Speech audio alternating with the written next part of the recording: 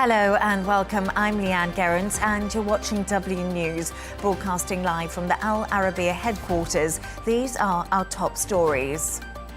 President Trump visits the devastated states of North Carolina and California in his first trip outside the capital since taking power. Hamas revealed the names of the 4 Israeli hostages due for release this weekend. Vladimir Putin admits Donald Trump may have prevented the war in Ukraine if he'd won the 2020 election. And a new national anthem for Saudi Arabia created by the Oscar-winning composer Hans Zimmer.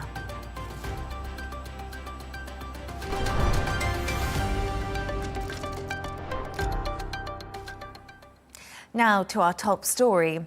President Trump has left Washington for the first time since his inauguration as he travels to North Carolina and to California. The U.S. president is visiting residents affected by Hurricane Helene in North Carolina and those impacted by the wildfires in Los Angeles. Speaking on the White House lawn before he took off, Trump said the people of North Carolina had been treated very badly. More than 100 people were killed in September, where the storm caused around $60 billion worth of damage. Let's go live to Washington now to speak to our correspondent Benji Hyer. Benji, thank you for joining me. The president has left the White House to visit disaster-hit states North Carolina and California. What are we expecting from his visits to both of these areas?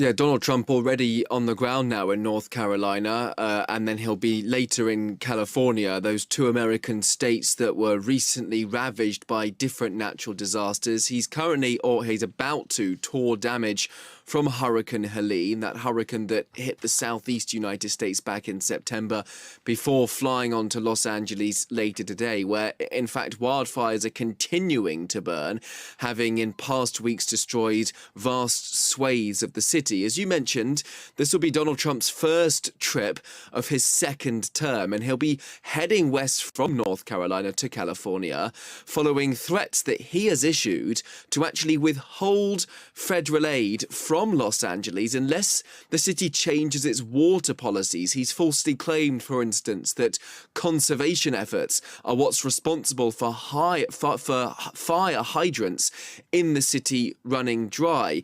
He said in a recent interview that we shouldn't give California anything until they've let the water flow down. In past moments, in a series of other comments, he added that it should be up to the states, the individual states, to take care of these disasters, essentially absolving the federal government of responsibility. As you mentioned earlier, dozens of people killed from the blazes in Los Angeles, which tore through multiple neighborhoods, firefighters often overwhelmed, and Hurricane Helene, the deadliest hurricane to strike the mainland in 2 decades. It left hundreds of fatalities. Benji, deportation flights have taken place. U.S. authorities arrested around 538 illegal migrants and deported hundreds of people in a mass operation that happened this week. It's been called the largest massive deportation operation in history. What more do we know, and how long will this process take?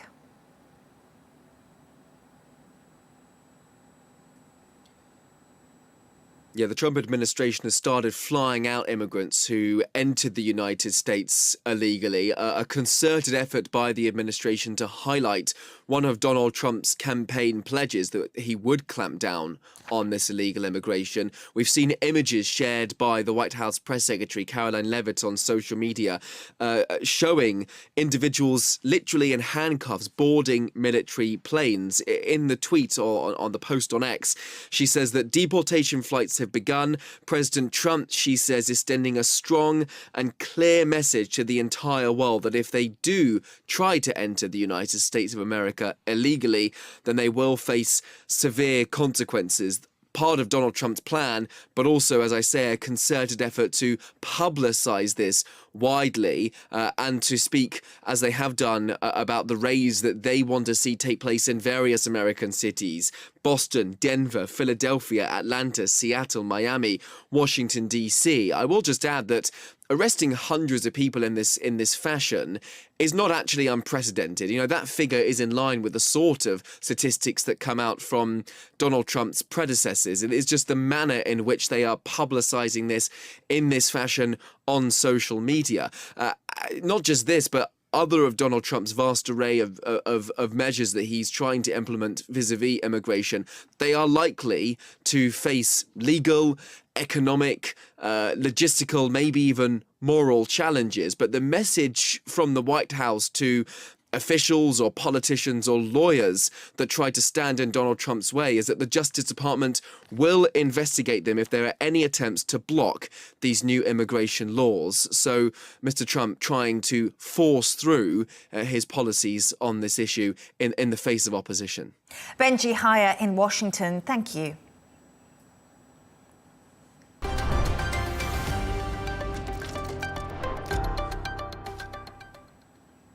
Now, President Donald Trump has said he would prefer not to have to impose tariffs on China, but that they are a tremendous power over the country. Earlier today, Beijing called for the US and China to resolve their differences through dialogue and consultation. Laura Westbrook has more. Donald Trump told Fox News that tariffs were a big power over China, but he'd rather not have to use it. Beijing's foreign ministry spokeswoman responded on Friday saying that Beijing is ready to talk to the US and that there are no winners when it comes to a trade war. She also referred to China's massive global trade surplus, which is estimated to be at about $1 trillion, saying this was not deliberately pursued. Beijing has said that if the Trump administration imposes these new tariffs, it will respond. Analysts say this could come in the form of targeted tariffs on products. And Trump says a 10% tariff on Chinese imports to the US could come as early as next month, which he says is in retaliation for China's role in allowing the drug fentanyl into America. But it is less than 60% tariffs that Trump had earlier campaigned on. He's also reportedly expressed an interest in visiting Beijing in the months ahead and has given China-owned TikTok a reprieve from an immediate US ban. All this points to Trump being willing to talk and maybe cut a deal. And the stakes are high. A tit-for-tat war would hurt China's economy. It's been focusing on exporting its way out of its economic slump. Growth has slowed, and it's dealing with a protracted property crisis and high youth unemployment. Tariffs would also be bad for business sentiment. President Xi called for a new starting point with US-China ties in this call with Trump ahead of the US inauguration. And he also sent top Beijing official Han Zhen to the swearing-in ceremony. However, economists I've been speaking to say that while tariffs are a tool that Trump will use to bring China to the negotiating table, overall, in the trend that what we've seen in the past few years of the tech sector and these other highly competitive sectors relating to security, well, it's going to be very difficult for the US or China to come to a compromise. Laura Westbrook in Hong Kong, thank you.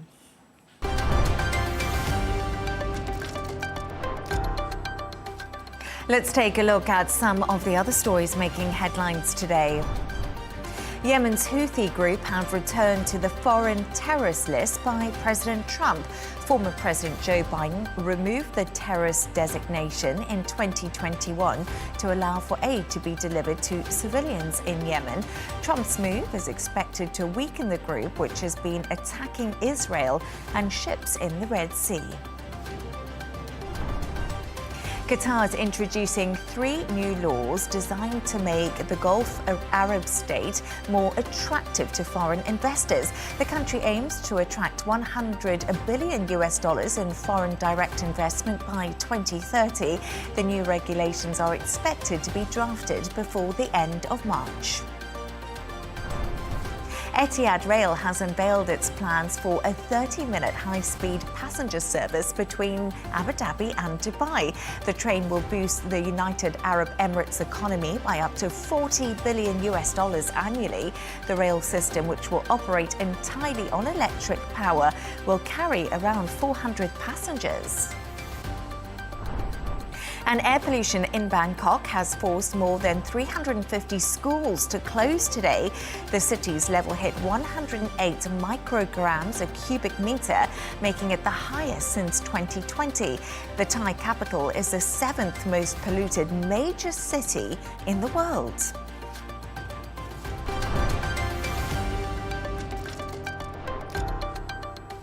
To Israel now, and Hamas have named the next Israeli hostages to be released from Gaza. The 4 female soldiers, Leigh Ann, Nama Levy, Karina Arivi and Daniela Gilboa, will be freed this weekend under the terms of the ceasefire. 180 Palestinian prisoners will be exchanged in return. This is the second swap of the agreement that came into effect last Sunday, when 90 Palestinian prisoners and the first 3 Israeli hostages were released. Let's go live to Tel Aviv for the latest with our correspondent, Sarah Coates. Sarah, good evening to you. What do we know about these 4 women?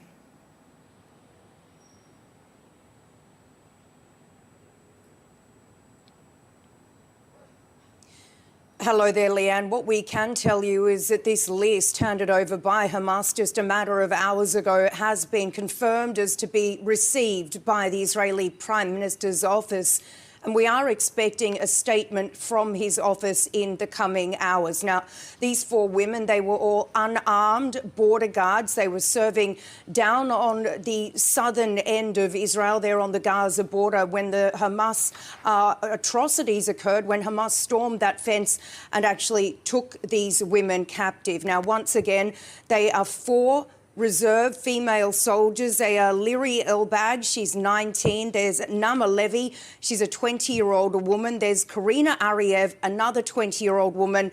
And the 4th one, Daniela Gilboa, also 20. Now, we do understand that urgent consultations are now underway within the Israeli government about how actually to respond to this list handed over, as I said, just a matter of hours ago by Hamas, and that is because the names of 2 civilian women who were expected to come ahead of any female soldiers, they were not on that list. They are Arbel Yehud, she's a 29-year-old woman, and then there's Shiri Bibas. She is, of course, the mother of those 2 little boys that were also taken hostage and do remain in Gaza. So certainly there is a lot of anxiety, a lot of worry here in Israel tonight ahead of this expected release tomorrow, Leigh Ann. Sarah, we are also expecting Hamas to reveal details about the remaining 26 hostages. You just talked to us about what those 2 that were expected to be released, and these next hostages over the next 5 weeks. What more do we know, and when could we get those names possibly?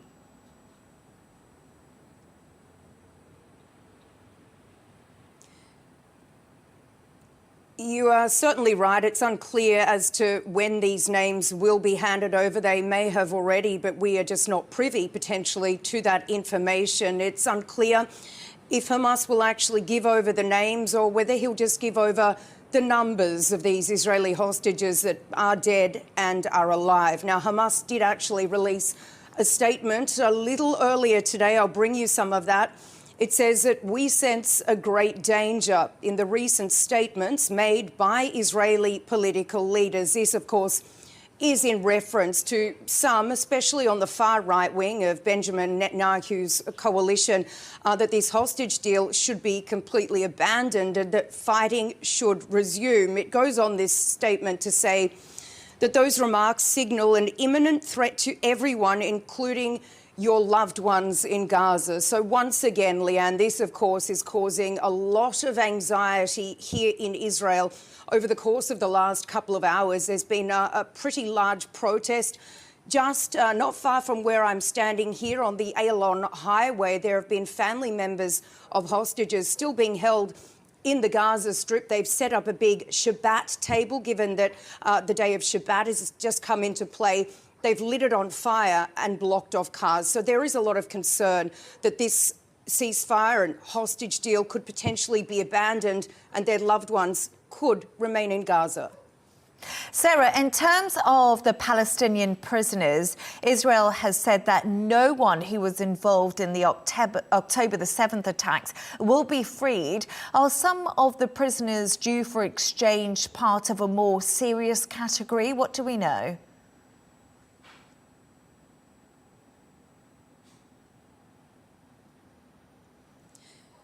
We certainly know that around 260 or so prisoners that are set to be released through various stages of this deal, that they are in a serious category for things like murdering Israelis. But it is unclear as to who will actually be on this list to exchange for these 4 female soldiers come 4 p.m. local time tomorrow. One of the names that is being floated as potentially being on that list, Leigh Ann, is Zachariah Zubeidi. He's a former Fatah commander from Jenin in the West Bank. He's accused of carrying out multiple shooting attacks against Israelis. But once again, the names still have not been released by the Israeli government, nor do we believe they've been handed over to Hamas. But we do need to remember there are a number of other categories of people other than violent offenders who will be extradited, or rather sent into exile, I should say, to other countries. These are people that have committed small crimes. We do need to remember that there were hundreds upon hundreds of people rounded up by Israeli forces after the October 7 atrocities. When the war in Gaza began, we can expect a large number of these people to be released. And then there are people that are also in jail under administrative detention, which means that they are being held without charge and without trial. So quite a large number of these people are also expected to be released. Leigh Ann. Sarah Coates in Tel Aviv, thank you so much for joining me.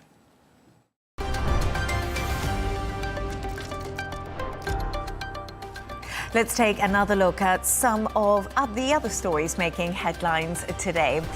Firefighters in California have stopped the spread of the latest Los Angeles wildfire. The huge blaze broke out on Wednesday and burned through 41 square kilometers. But 4,000 firefighters are rapidly taking action to contain it. Over 31,000 residents are under evacuation orders. A statue of Captain James Cook has been vandalised in Sydney ahead of the Australia Day weekend. Police are investigating the incident. It's the second time it's been targeted in the last 12 months. The statue has been covered in red paint with parts of it knocked off. Over 4.5 million people are facing a red weather alert in Northern Ireland and parts of Scotland. Storm Hyer could be the strongest one in generations, with gusts of up to 100 miles per hour. Flights have been disrupted, public transport in most areas has been halted, and many homes are without power. Millions of Chinese nationals have returned to their hometowns to mark the Lunar New Year. The country's biggest holiday falls between January the 8th and February the 4th this year. 2025 is the year of the snake.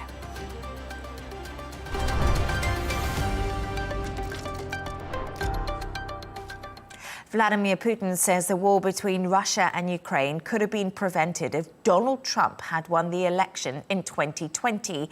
Speaking to the Russian state media, the Russian president said he was ready to meet Trump to discuss the conflict, which is coming up to 3 years. Donald Trump had previously threatened Russia with more sanctions and tariffs if Moscow doesn't settle for a deal on Ukraine.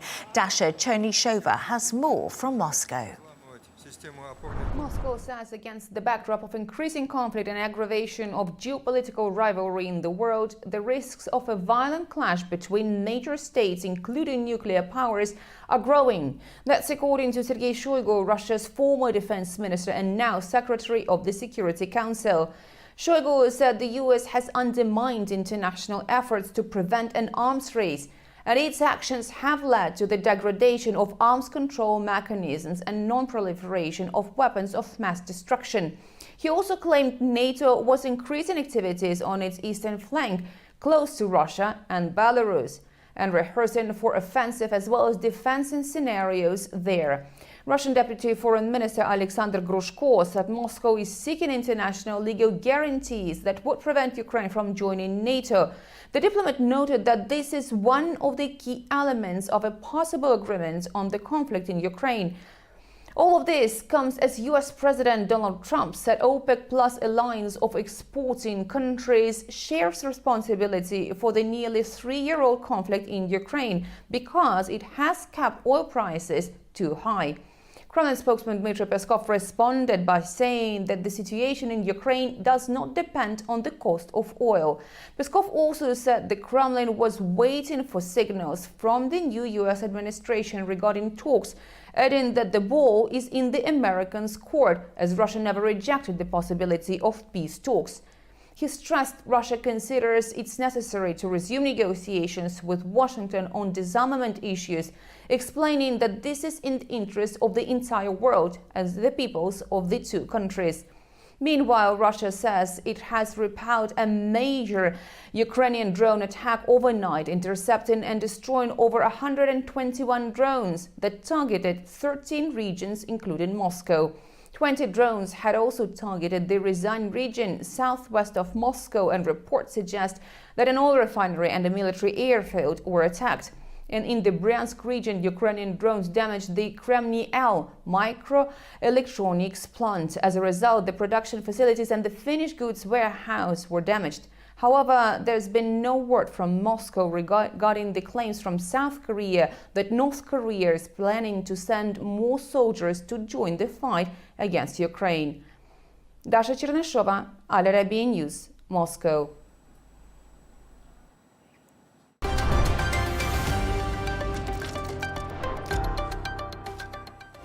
Let's take a look at the top business news. The Bank of Japan has raised interest rates to the highest level in 17 years. The increase of around 0.5% comes after the latest economic data showed consumer prices rose last month at the fastest pace in 16 months. The BOJ also signaled that rates will continue to rise from ultra-low levels. The British engineering company Rolls-Royce has struck a £9 billion deal with the Ministry of Defence to make nuclear submarine reactors for the Royal Navy. The government says the deal will create more than 1,000 jobs and safeguard 4,000 other roles. Turning to sports now, and Novak Djokovic was booed off court by some Australian Open fans after retiring injured from his semi-final against Alexander Zverev. Djokovic quit after losing the first set. He had his upper left leg heavily taped after injuring it in Tuesday's quarter-final win over Carlos Alcaraz. And the captain of Manchester United, Bruno Fernandes, scored a last-minute winner to score a 2-1 victory over Rangers in the Europa League. United are fourth in the competition with 15 points as they head into the last round of matches.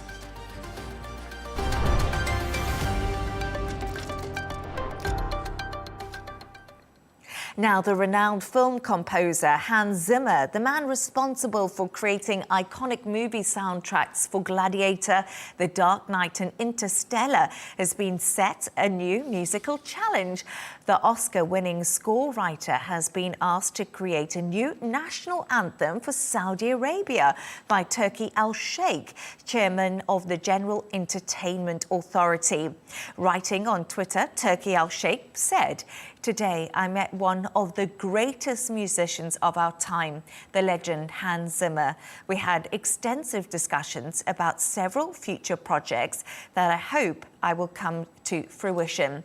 Among them is the rearrangement of the Saudi national anthem using different instruments, composing a musical piece titled Arabia, inspired by my beloved country, and organising a grand musical concert with a new concept as part of a Riyadh season in the coming years. The two met at last week's Joy Awards held in Riyadh, which attracted some of the most famous names in show business. Take a look.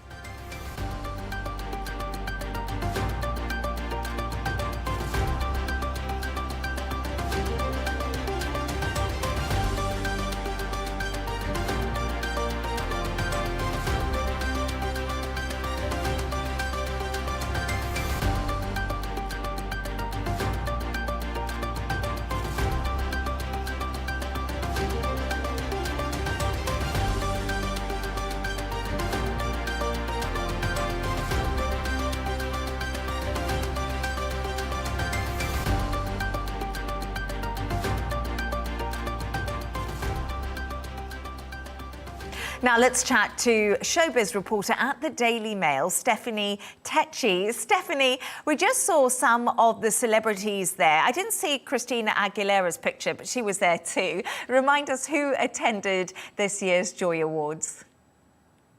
Indeed, Leigh Ann, we had a robust lineup of regional faces, but we did have the creme de la creme of Hollywood that was in attendance at the Joy Awards. The guest of honours were people including Morgan Freeman, Andrea Bocelli, and also we had Matthew McConaughey, who received the Personality of the Year award. You know, for Morgan Freeman, he was bestowed with the Lifetime Achievement Award, which was presented to him by Sir Anthony Hopkins, and it was a real pleasure to see him because this just follows days after he lost his property due to the LA wildfires.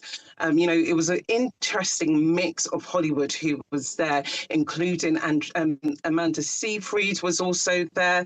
And there was a nice mix of also established people for us Brits, including Guy Ritchie, who received the Joy Honorees Award, which was also lovely to see. Yes, indeed. I saw Guy Ritchie in those pictures and also on the list. What impact could a ceremony like this have on the industry as a whole? You just mentioned it was a real mix, very diverse. You know, Leigh Ann, it was very refreshing to see because I think for a long time, Hollywood has been the epicenter of glamour and the film industry. And as we've seen with these LA wildfires, where the Oscars have been left in a bit of a pickle of how they can deliver an award show like this, we're actually seeing that more A-listers are now looking to the Middle East to establish themselves there, to create new connections there. And I think what's quite interesting, Hollywood for a long time has been asking for diversity. And I think when they do connect with the Saudi Arabia film industry, we are moving on from Hollywood and creating new epic centers are quite interesting. We know Saudi Arabia and the Middle East in general is going to be a hot spot for the film industry by 2029, with it predicted to be in a 1.5 billion market. So we are really seeing that shift, which it's about time, I think, personally. And just one quick thing before I let you go, the Oscars, who are you watching? Who's your prediction? What's your top sort of tip if you were a betting woman? Well, I am a betting woman. I have to say it's all about Emilia Perez. 13 nominations. It's a non-English film, and I think it will do really well on a night for Best Actress and also a Best Supporting Actress for Zoe Saldana. So I think they would get at least a good 8 out of the 13. Tayki, Showbiz reporter at the Daily Mail in London. Thank you so much. Thank you.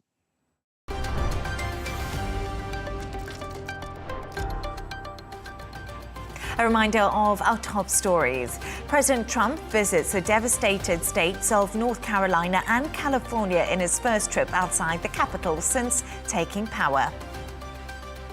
Hamas revealed the names of the 4 Israeli hostages due for release this weekend. Vladimir Putin admits Donald Trump may have prevented the war in Ukraine if he'd won the 2020 election. And a new national anthem for Saudi Arabia created by the Oscar-winning composer Hans Zimmer. And that's all from us on W News. Thank you for joining us. The Dressing Room is coming up next. And don't miss Tom Burgess-Watson with G&T. Good night and happy Friday.